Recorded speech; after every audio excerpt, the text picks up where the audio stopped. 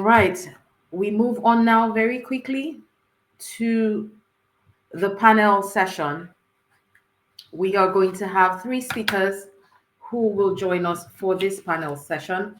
I will quickly introduce them and we can welcome them to the session. Ayanfe Egede. Ayanfe is a marketing and communications expert with over 10 years of expertise in developing and executing strategies to amplify, impact, and achieve profitable growth for organizations. Ayanfe currently leads the marketing and new business sales division at Me Learning, a prominent UK-based edtech company. In this role, she drives ambitious global growth strategies and expansion, positioning the company as a credible force in the digital learning space. Her work is rooted in strategy, creative execution, and innovation, with a focus on shaping narratives and executing multi platform campaigns that deliver business results. She is an agency founder. She's the founder of a strategic communications agency that specializes in positioning individuals and organizations. Through marketing advisory and brand storytelling, she coaches business leaders and empowers many to tell their stories with clarity and confidence. Ayanfe serves as Vice Chair of Tech UK's Education and EdTech Council, where she helps influence policy and drive digital innovation to benefit learners and educators across the UK education ecosystem. She is a passionate advocate for education in Africa, dedicated to influencing investments and policies needed to revitalize educational systems and prepare youth for the future of work. In 2018, she was named one of Africa's top 50 leading communications experts and trailblazers by the ACW for her active role in disrupting Africa's negative narrative. She is the convener of the Daily Fist, a discipleship hub focused on raising mature disciples of Christ. Ayanfe enjoys traveling, mentoring, and is happily married with a beautiful daughter. Ladies and gentlemen, on the Soul Reset Summit 2025, please welcome Ayanfe Egede.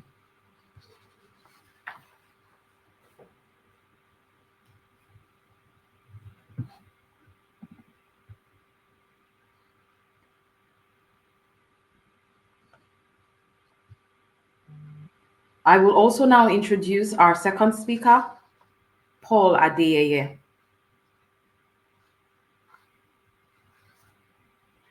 Welcome, Ayanfe.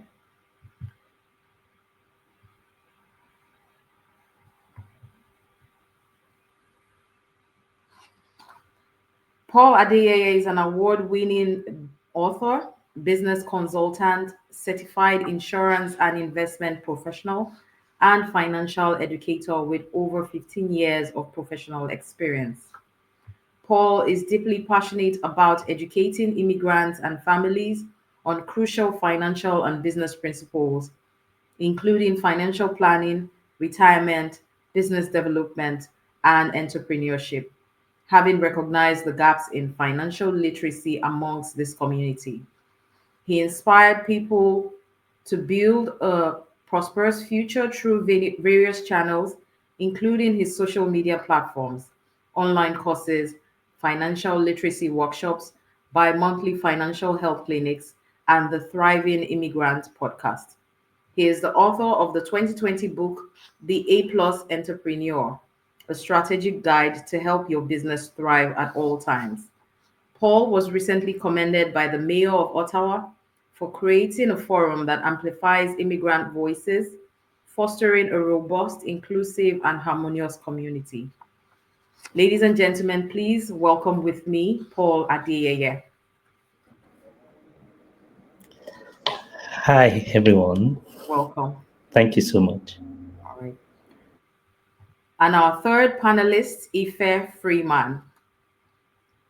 Ife is a dynamic catalyst, certified productivity coach, keynote speaker, and a proficient life and work optimization coach with a unique edge as a seasoned health and safety professional.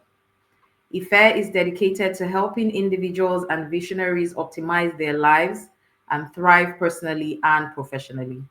She achieves this by re engineering mindsets for success and co creating bespoke systems, structures, and processes that allow clients to effectively balance career, family, and business. With over a decade of experience in health and safety, she seamlessly blends her expertise in workplace well being with her passion for performance optimization, encouraging individuals to build resilience and pursue excellence. Her approach is grounded in tested methodologies. She is the author of the book Design Your Life Guide and utilizes tools like her productivity assessment to transform chaos into clarity. Through engaging keynote speeches and workshops, Ife challenges audiences to reconsider their limits, embrace change, and she proves that anything is possible with the right system in place. Ife is married and a proud mother of two adorable girls. Ladies and gentlemen, please welcome with me Ife Freeman. Thank you so much. Glad to be here. Thank you. Welcome to all of our panelists. Thank you for being at the Soul Reset Summit 2025. Paul, let's start with you. We see that through your work, you talk a lot about healthy finances, and you believe that getting your financial house in order is the essential first step for a person or a family to truly start healing and improving their mental well-being. Can you take us through this thought process? Yeah, so thank you, Hembadoon. I hope I pronounced your name well. It's okay. Okay. And hi, everyone. First of all, I want to say big shout out to Fumi for making this happen. Special thanks to God for making today a reality as well. So I'm excited and I'm so proud of what Fumi has done. So to your question, yes. So for me, I would say financial stress is real and is one of the loudest forms of anxiety, especially in this part of the world. For those of us that have lived in Nigeria before traveling out and relocating to the Western world, you will agree with me that in this part of the world, you need to put your finances in order for you to be sane, Yeah. for you to have clarity, for you to build confidence. So, and there are a lot of things that can prevent you from achieving that. First of all, you probably don't understand how the system works and it's a debt friendly system. Before you know it, you are running into multiple debts. You don't know how to budget because budgeting is like a compass that guides you, knowing where your money is going to. For me, I'm originally from Nigeria. Back in Nigeria, I wasn't doing any budgeting. I would go to work, come back, pay my bills, and that was okay. But in this part of the world, you really need to be on your toes to understand where your money is going to. You need to work with your spouse so you guys can align on the same goals. You need to understand how to pay off your debts. You need to protect what matters to you, like life insurance, health insurance, because your health is your biggest asset. We are having this conversation today because we are all here healthy. If something had gone wrong, somebody won't be here. So you want to protect you want to protect your health because you are able to make money because you are healthy. So I would conclude by saying that you need to be in a good financial position. You don't have to, not like you have to be very rich, but you just have to be comfortable to be able to think clearly, to be able to sleep better. When you are not worried about your next meal or where your next income will come from, you sleep better, you have clarity. And I've seen a lot of families going through challenges because they are unable to manage their finances. So it's very important for me. I would say it's a critical aspect of the overall mental well-being. And just now you mentioned about seeing families that have had to struggle with that kind of situation. I was going to ask you about the Thriving Immigrant podcast, which is what you do. Is this how you help people? And if ethics will allow you, can you give us an example of, one or two situations where someone getting their finances in order has actually helped them to heal completely? Yeah, so good question. So on my podcast, I usually interview immigrants who have gone through different phases of that journey just to share their stories. And one thing that I would say is common is everybody gets to struggle at some point, almost every immigrant. Yeah. So talking about a particular story that, hmm, is there any story coming to my head right now? I would say, yeah, so there was a guy who, when he came to Canada, of course, like a new immigrant, he didn't understand credit card, he didn't understand how to manage his debts, and he just thought credit card was like free money. So he kept spending, swiping the cards, buying things, and he was paying the minimum due. So for those that live in this part of the world, you know that when you receive your credit card statement, they tell you to pay minimum due. Maybe you've spent $2,000, they ask you to pay $20 because they want the 1,980 to compound.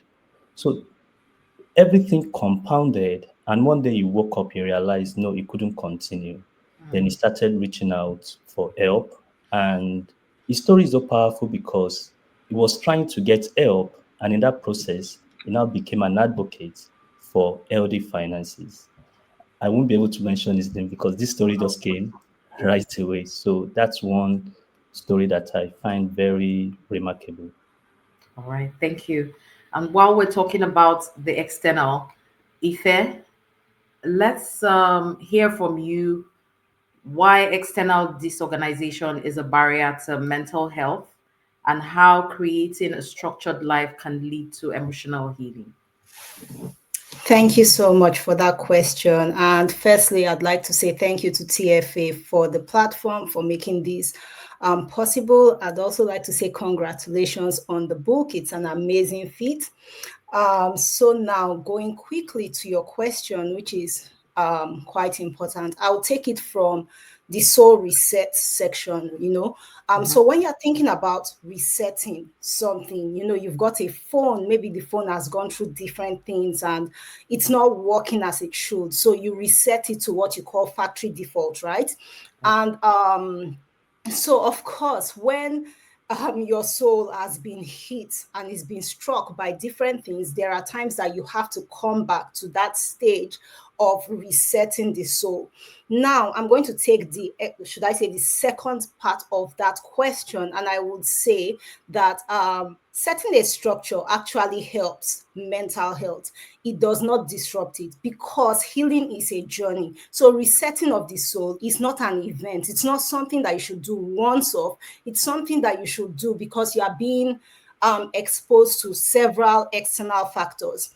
And now, if you're thinking about it as a journey and not an event, just think about it physically. When you have a headache or maybe you have a fever, you are told to take Panadol probably every 6 hours.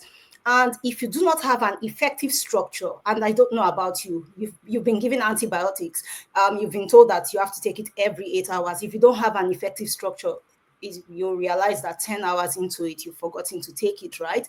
So there are certain strategies, there are certain things that you're meant to infuse into your system consistently in order to ensure that your soul is reset, in order to ensure that you are a wholesome person, right? So if you do not have that structure in place to enable you remember that this thing is a vital component, is a vital vitamin for me at this stage when it comes to mental health, then I would forget and I would not take it. So I could infuse, should I say, I could create in my structure things like, and I'll just give minor examples. I could create in my structure that I want to consistently listen to music because there is a way it brings me back. I can create within my structure that I want to do certain things, should I say, rest in a particular way, take a nature walk in order to ensure that my soul resets from everything that has occurred in life or occurred in that particular day. So if I do not have that structure, then of course I will take my healing as a journey by coming to quickly. Sorry, I wouldn't take it as a journey. I'll take it as an event in that I have taken the Panadol once and I feel a little bit better. However, if I leave it for a while, the fever might just continue. And that's the same way I'm going to look at mental health. Now, coming to disorganized spaces, it is research proven that when your external environment is disorganized, it's actually a reflection of your internal, the state of your soul. So if I'm naturally okay, I would not live, and I'll use this example because it's an example that hits deeply into my soul. I would not leave lots of dirty dishes in my sink for a while and just move around. Of course, there are times I need to rest, there are times I need to take a break. However, I wouldn't leave it that way because if I'm stressed from work, I mean, I wouldn't care about the dirty dishes, to be honest. I would want to recover. So, your external environment and the way you maintain it, sometimes when you clean out and you declutter, it actually declutters your mind. It gives you this space whereby you can reset, you can breathe, you can journal without guilt. You can actually think freely. And that's where I'm going to cap it. Thank you. All right. It's very interesting that you use the dishes example while you were talking. Off the top of my head, when I wake up in the morning, if I don't make my bed, I don't step out. I just feel like I'm not ready for the day. And when I come back and my bed, maybe that was one of the days I rushed out and the bed wasn't made, I am almost, destabilized. But let's also take it now back from the health and safety perspective. How do you apply workplace safety principles to a person's internal life? And then why do you think that this proactive approach is key for advocates? Okay, thank you. That's a very good question again. I'm going to take two health and safety principles because I do feel that they are the proactive ones, and that's how we actually move in life. So I'm going to take risk management, which really is health and safety, and it's something that most of us do without thinking. So risk management has to do with identifying the hazard. A hazard, without sounding too safety conscious, is something that has the potential to cause harm. So, for instance, a staircase could be a hazard because there is a potential to cause harm if you are walking on it. So, if there are different factors that comes together, you are walking on it with heels and you are rushing, you are on your phone, you could trip and fall. That's a hazard. It has the potential to cause harm. Then you now think about the risk, the probability of that harm occurring, right? So the probability has to do with the likelihood, and it also has to do with the impact. So the likelihood, how likely is it that you will fall down whilst you're going down the stairs? Maybe unlikely. However, what's the impact? Well, worst case scenario, you could break an ankle, you could break your head or something. And that then helps you with that risk assessment. It helps you impute what you call control measures. And that's what we do in life. So let's bring it back to mental health. You have to understand what has the potential to cause harm in your life. You have to understand what your triggers are.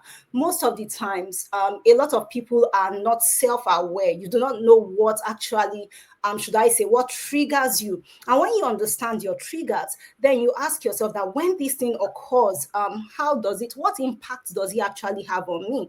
And then you start thinking of control measures, and control measures are proactive. So when we do risk assessment, you are thinking of nothing has occurred, but you're saying that because I am looking at my calendar today and I have a million meetings that are listed back to back, I definitely know I need to infuse a kind of rest into my system so that when I come back home, I am 100% for my kids, I'm 100% for my family.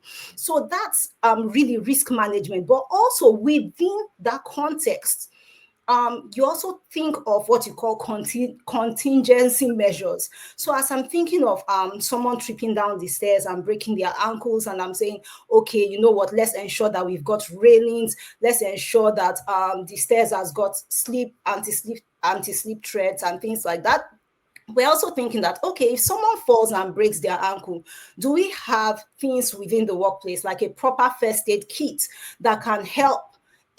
Like if I need to just quickly provide, well, let's assume that the person passed out when they fell down the stairs. true life story, it's occurred before, and you have to, administer CPR. Do we have people that are trained? That's a contingency, meaning that if this ends up happening, if I end up going for back-to-back meetings and at the end of the day I feel like I am drained, what is the contingency measure? What is that thing that I can infuse in my life that enables me move forward, that enables me come to my next, should I say, my next phase, my family, 100%. So really, that's a first strategy. And it also looks at the psychosocial safety aspect. It looks at your mental health aspect. It looks at different aspects. It's risk management. It can be applied to change, if change is occurring somewhere, things that you do not have control over. So that's the first aspect. Now, the second aspect that I want to talk about in a quick nutshell is what you call the plan, do, check, act cycle. And that's called the Deming cycle, right?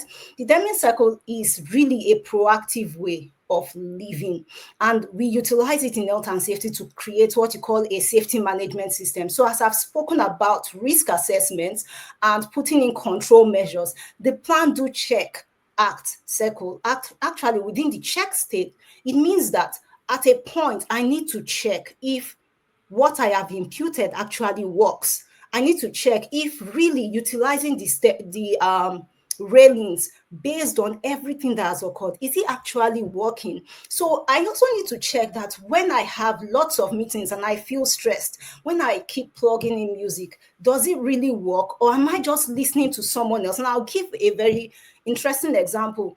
Lots of people say massages, when you go for a massage, it relieves stress, it does this, yada, yada, every single thing, right?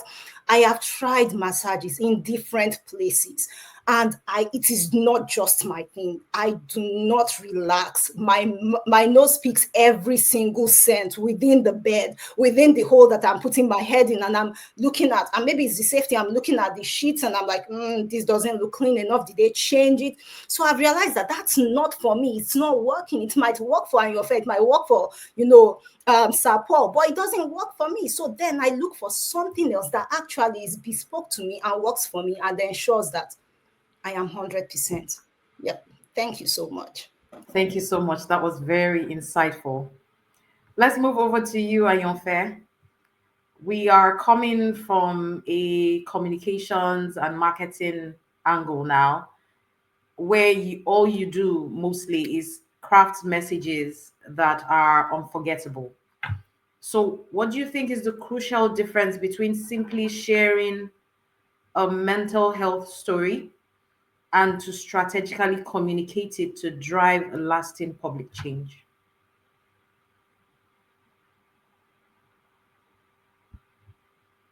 You're muted.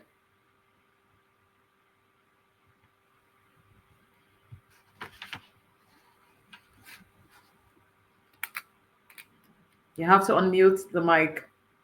Yes, it is unmuted. Yes. Is that better? Yes, it's better. We can hear you now. Perfect. All right. Thank you so much. I would like to say again, big congratulations to my friend and sister Fumi on the release of this amazing book, as well as just bringing all of us together today to really focus on such an important topic. Mm. So going on to what you said about, okay, how do we make sure that messages are, unforgettable, especially when it comes to just sharing a mental health story versus actually driving for public change? I would try to maybe just capture it in 3 simple steps. The first thing you need to think about is the clear difference is number 1 in the why. Today we're flooded every day with different kinds of stories, some funny ones, some sad ones, some happy ones. And when it comes to sharing a mental health story, sometimes people are sharing it for virality. They just want to go viral. Sometimes people are sharing it for clout. Sometimes people are sharing it because they want to raise money. And then there are some people who really are saying, I really want to help somebody on the other side. I really want, people to hear how I, started from this place and I'm now here. And the truth of the matter is, where the line is drawn is in what the motive is. because that then begins to cascade to the following steps I'm going to share. So once you've really been clear and you're saying, for me, this isn't just about, virality. Sometimes some people also are just trying to express their emotions. And of course, when it comes to mental health, expressing emotions is it's very important, but then there's a place for certain emotions to be expressed. And we'll talk about that, I'm sure, during this conversation.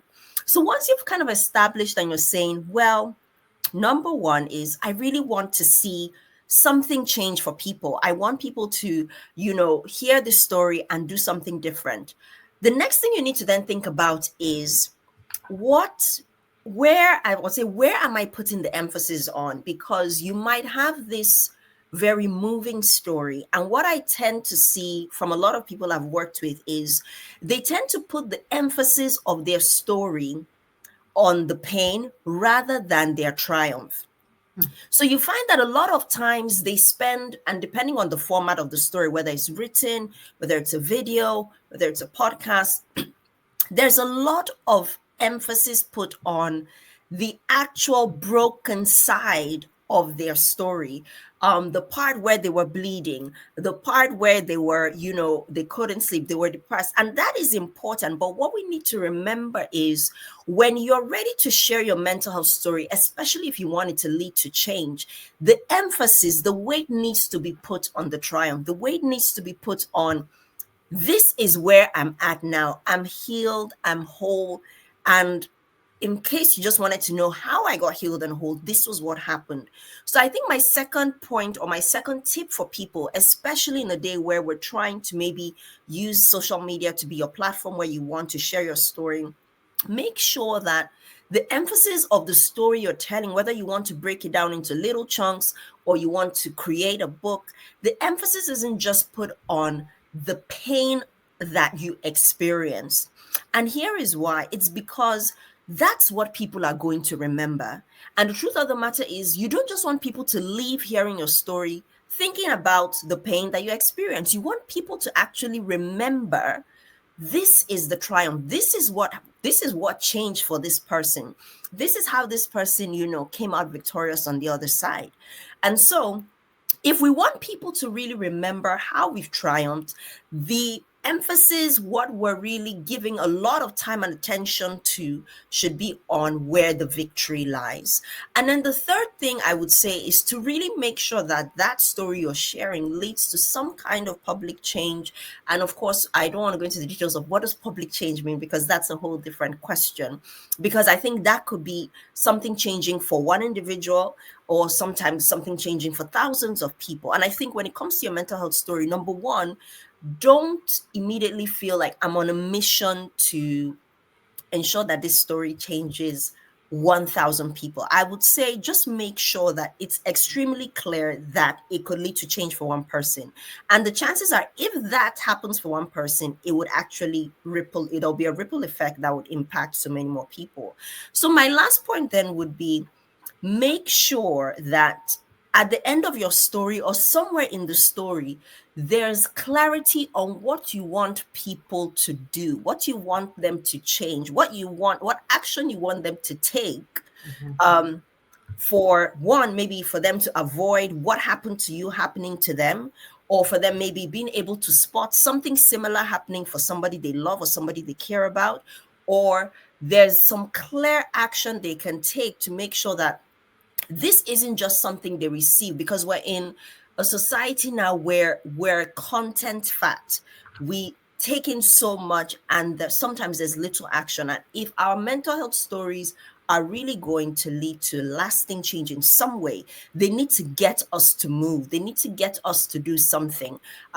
Whether it's kind of doing practical things like my dear co-panelist, Director Ife, shared, or even going back to what Sir Paul was saying about just making tweaks to your finances, there needs to be something that story leaves the hearer or the reader or the listener with, that says, okay, this is a change that I need to do. This is what I can tell the person I can see hurting. So number one, again, would be, why are you sharing this story? If that why is skewed, it's going to cascade to the other aspects of your story. Number two, what is it you want people to remember? And if you find that you keep on emphasizing on the pain, that's what people are going to remember. And we don't want them to dwell on that. We want them to dwell on the triumph. And then lastly, of course, is what you want people to do after they hear that story. Okay, thank you so much. This has all been very insightful.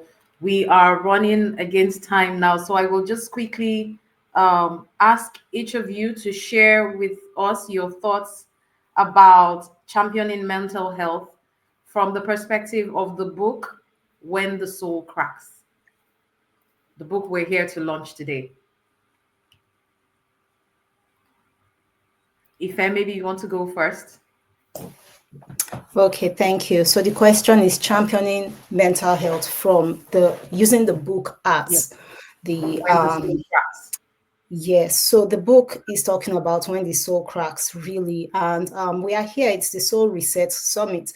And one way you can ensure that, should I say, you are consistently 100% is to, the scenario that comes to my mind is you've been in a crash, a physical, and I would always tie physical, should I say, physical incidents with mental health, because sometimes we take physical safety, we take our physical health more, because you can experience it. It's out there. You are in a car crash, and maybe you actually have to go into surgery. It gets sutured, and it's after that after a while, there's physiotherapy where you have to get up and ambulate.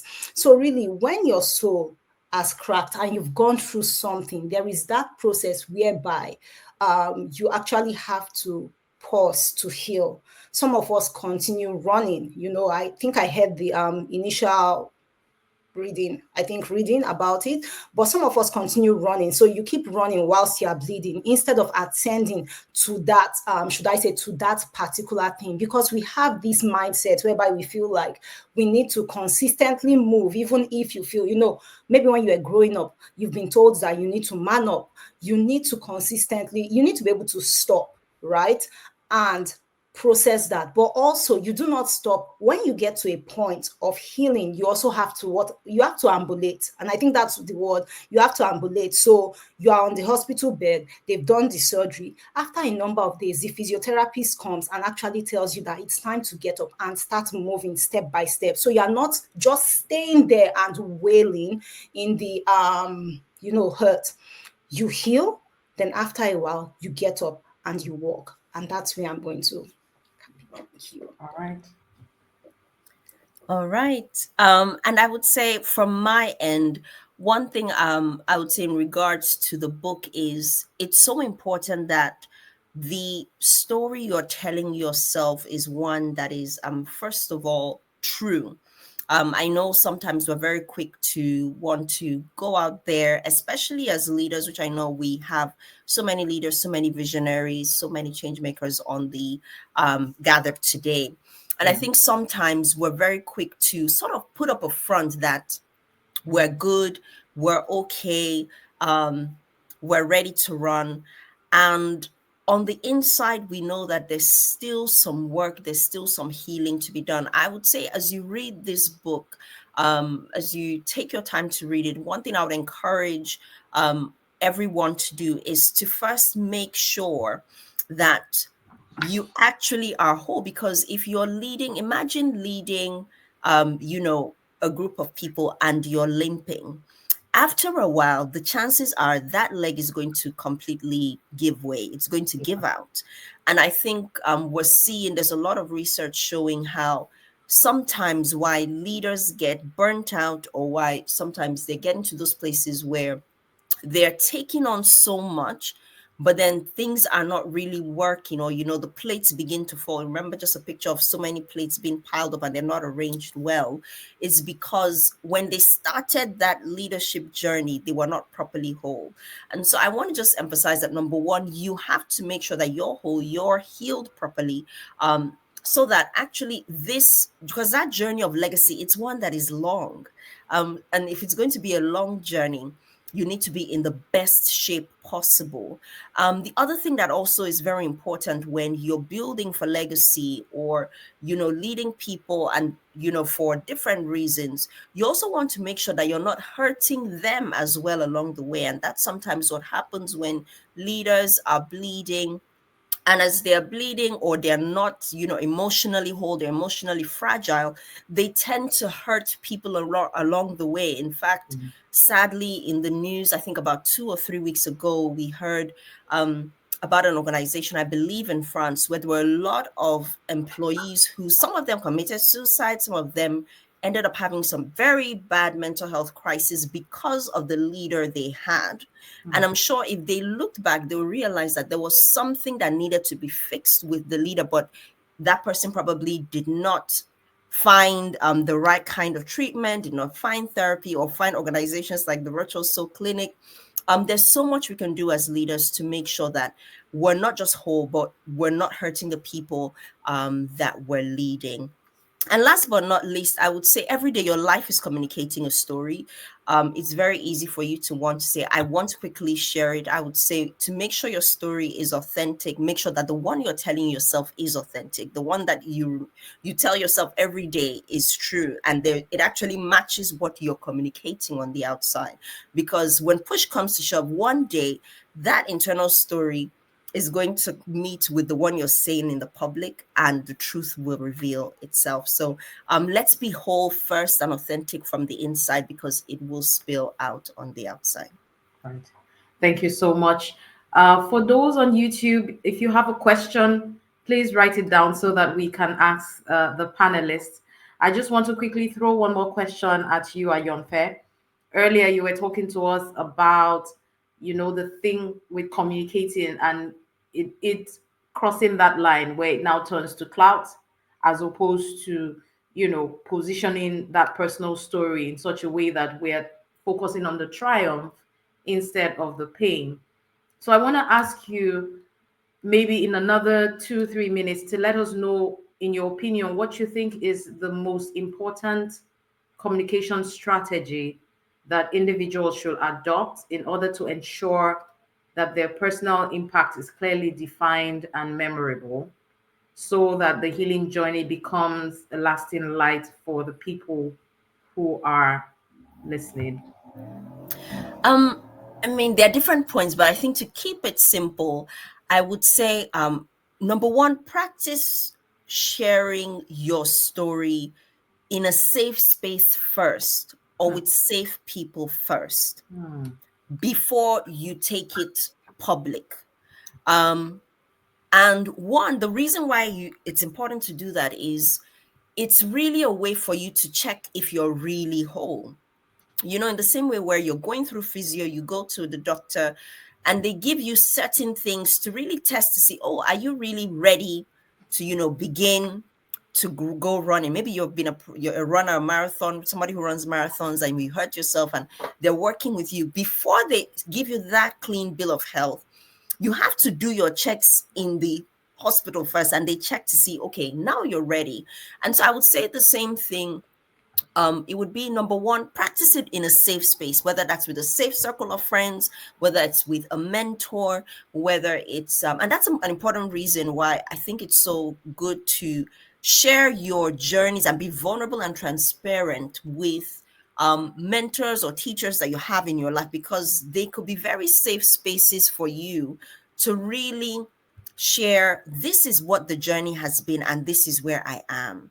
And sometimes you would even hear, they will give you feedback like, you need to share this. This needs to go somewhere. This needs to be made into a book. This needs to be made into a movie, because they're like, you're ready. And sometimes they'll say, there's still more work to be done. So I would say, number one, make sure that you share it in a safe space first. And then number two thing I would say as well would be, I know these days we don't like to write as much, but then journaling is an important aspect, I would say, in the healing process. It's so important, and it makes you clarify what your story is going to be like, what you're going to put the emphasis on. In writing also, you're going to receive fresh ideas for what's the best platform to share my story. Sometimes people feel like it has to be on Instagram, and it doesn't have to be. It might be a YouTube video. It might be it might be something else. But it's as you write it, you then begin to understand, like, okay, this is the right platform. Sometimes it might be a testimony with just someone. It might even be it might even be a story with a stranger first. Right. But the goal is in writing, you're able to express and clarify what that journey has been, because you need to believe that this is where I am and I'm ready. So I would say those are two quick tips that I would share. Thank you so much for that. While we're waiting for questions from the audience, if you look, you will see that there's a link there for how you can get the book. Please click on it and order a copy. All right, Diola Dorcas has a question. She says, Ayonfe, as a Christian, how does one balance faith and communication pain? As a believer, we don't want to communicate pain. Thank you, Diola, for that question. Yes, as a believer, you don't want to communicate pain. And I think we talked a little bit about pain earlier. But at the same time, I know why you're saying there needs to be a balance, because sometimes the extreme of believers is that they don't even want to believe that there was pain at all. And they'll be like, I'm well, when the person is literally in pain, wrapped in bandages, and we're like, I understand that you're speaking out of faith, but then how do we again, kind of like you said, find that balance? I would say number one is, one, you need to make sure that you are clear and honest with what is happening, because there are some people that in the attempt to be so full of faith, they actually have ignored how unwell they are, and that has actually slowed down their healing process. It's Right. prevented them from seeking the right help. It's prevented them from actually sort of, I would say, almost accepting that something needs to happen here. So you don't want to be on that extreme where you're not even realizing that something needs to be done here. So that's number one. But then, of course, in that state, because we've also had experiences where we're in serious pain, but then the only way we actually then move into triumph is the faith we have. And I would say one of the ways for you to do that is, again, going back to that safe space where you're then saying, this is the situation, but I'm choosing to believe this. And I think even personally, a few years ago, I went through a very, very scary situation, and it didn't make sense at the time. But then I had to find some people in my life where I said, this is what is happening, but we're choosing to declare and believe this. And do you know that even when I said that, at a point things were not changing, that I actually, even my faith became so little that it was their faith that then saw me through. And even if we go back to scripture, we have those friends who took that person who was ill, who couldn't walk. They are the ones that lifted the person and brought the person, to Jesus. So again, what I said about that safe space is quite important when you're trying to find that balance. I think there's a role of accepting that this is what's going on, this is the reality, this needs to be fixed. Do I have all the answers? No, but I know I have a God who answers all things. But at the same time, this is the journey we're on, whether it's we're seeing this doctor, we're seeing that person. There needs to be the role of acceptance, but also the faith that I'm not going to end here. This is not where my story ends. I think that's really what believers have to hold on to. And sometimes, even when you get to that point where you're like, it seems like the story is ending here, because you have shared it with some safe people, they're able to say, no, no, no, we're going to keep on trusting that the story will not end here. So I hope that helps you a little bit, Diola. All right, the next question, this one is for you, Ife. It says, how does one know where is the safe space to share?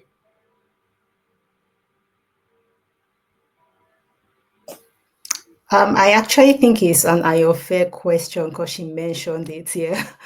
So I'm happy to hand over so that she can say it, because I can share a few things, but I think it's actually for her. Yeah. And one thing I was about to say is I feel like Director Ife would have some good tips as well, because she navigates that so Yes. beautifully. So I From would love, so I I think we think both need to yes, I think answer it. you both can come. If you don't Absolutely. mind going first, so you can First, tell us absolutely. also from that practical, external point of view. Thank you. Yep. Yep. Okay. So a safe space is someone who is I'll use the word someone who is tested and tried as a kind of person that you speak to. You don't just speak to the person is your sounding board, but that it does not um how do I describe that? It doesn't travel past the person. I think that's the best way to describe it. It does not travel past the person. So you are here, you are trying to heal, or you are healing, you are in that process of healing. You speak to a therapist, you speak to a coach that sometimes even have that confidentiality clause attached to it, and they help you walk through it. And there are times that you also have friends. Your friends might not be therapists, they might not be coaches, but they can be your sounding board. You have mentors. I think Ayanfe actually mentions that you have mentors, right, that you can also speak to. And there are those people who are your safe spaces. I would say, as a believer, process things with discernment. If it feels off, if you want to speak to someone and you have this uncertain feeling, I would say, hold off. Never take any uncertain feeling as I've always been this kind of person since I was young. So I would just throw caution to the wind and speak, because in the long run, when you speak and realize that, oh yeah, alas, I had that uncertain feeling, then you dislike the fact that you ignored it. So if there's an uncertain feeling, hold back. And because you're the reason why I'm saying hold back is because you have the tried and tested, the people who already have that confidentiality clause already attached to their roles, the therapists, and your pastors, and well, yeah, pastors, people that you respect, but they have to be people that that when you share it with them, it doesn't go past them. And there are also people, there are those who would provide the advice and tell you that, this is, I think you are here. And there are those who just listen, whilst you speak. So there are different, should I say, different angles, different dimensions. And I think I've mentioned a few that I utilize. So I will leave it to Ayanfe. Yeah, thank you. Thank you, Director Ife, for those. I think I will just maybe build a little bit on what she said. One would be a good way to start is always, if it's something that needs medical attention, I would say definitely find the right medical help. So that's definitely a given. And usually, because of the confidentiality clauses, like Director FM mentioned, that needs to be, they have to understand what's going on. So from a medical perspective, there's that. But then I think another great safe space is to um look out for people who have gone ahead of you and who are where you want to be, or who sort of are pictures of or mirror the direction or the end goal you see for yourself. And that's one of the easy ways sometimes to identify who might be a right mentor, who might be a right coach, etc. So I would say another category, so these are just sort of categories that you could play with or sort of consider, would be people who have gone ahead of you. Sometimes those people could actually be also your parents, depending on the kind of relationship you have with your parents and the kind of support they've been. Sometimes they're not necessarily always the right people, depending, because they're different kind of family dynamics. So you need to also, like Director F said, have discernment, have caution. But there's something about people who have gone ahead that could be a very good category, depending on the nature of it, of what it is that you want to share or that you're experiencing. And absolutely, there are people who are peers, friends, colleagues that could also be another category. One of the, I would say, easy ways to also simplify, because sometimes you might feel like that's so many people. I would say less is usually more, or less is more. I think that's the statement. So that you don't have too many people that you're trying to track and speak to all at the same time. So I would always say it's always important to also start with fewer people that you sort of identify that, okay, this could be someone that would go on this journey with me. And sometimes it might just be one person. Sometimes God brings you people that you never expected. Take, for instance, if we're going again back to scripture, the Samaritan who helped that person that was on the road. That person, he did not even know that person from day one. And yet that was the person who literally made sure that person was nursed back to health. So again, I think on our journey, there are going to be people that right now you're already on a journey with, and that's why I also say it's not good for us to just wait until we're in a crisis before we then say, okay, this is my coach, this is my mentor, these are my friends, etc. You should already have those pillars in your life. There are certain pillars you should have in your life. Your pastors, spirit people who give you spiritual advice, you should have those people so that if and when, or when I would say something happens, you then are able to identify, okay, this is the person that will be right here. And like I said, there'll be some situations that will come where it's going to feel like God is going to bring somebody that you didn't know from anywhere.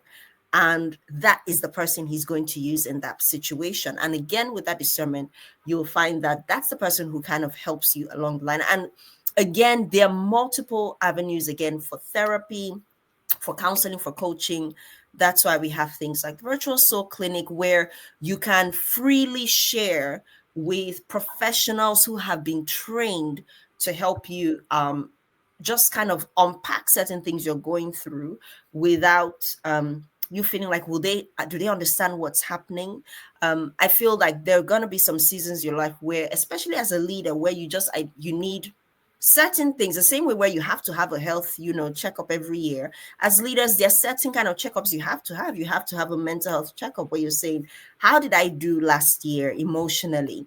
What happened? And sometimes the person to go to might not be a doctor. It might actually be an emotional health coach, a mental health coach that could just really unpack that for you. So I hope that also helps, and just a few practical things there. Thank you so much for joining our panel conversation on stories of healing and legacy and the global rise of mental health champions and advocates. Thank you to our panelists, Ife Freeman, Ayanfe Egede, and Paul Adeyeye. Before you go, can you just give us one watchword that you want everyone who's listening to leave with? One watchword.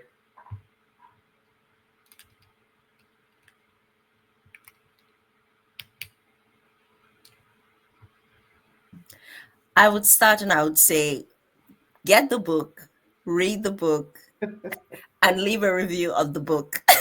All right. That would be mine. And maybe in addition to that, it would be your story can change. Whatever it is you are experiencing now, it doesn't have to end there.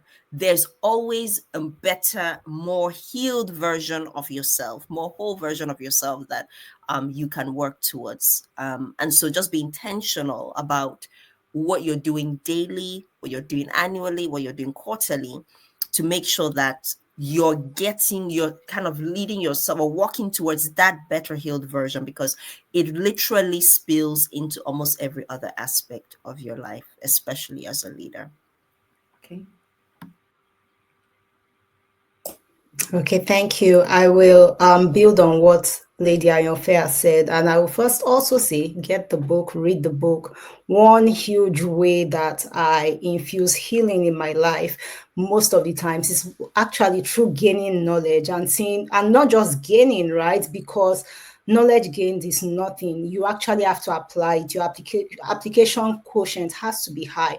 And I would build also on what she said. Healing is a journey, and I think I said that at the beginning. So as you are infusing things, so I'll describe it this way: when you have a bruise, or should I say you have a cut on your knee and you are progressing, something could occur that is actually a trigger that hits on that cut, and then you start bleeding again. It's not a time to, should I say, blame yourself. You have to remember that healing is a journey, it's a process, and then you keep moving and you're like, yeah, I know there is a better picture. I can envision a better me.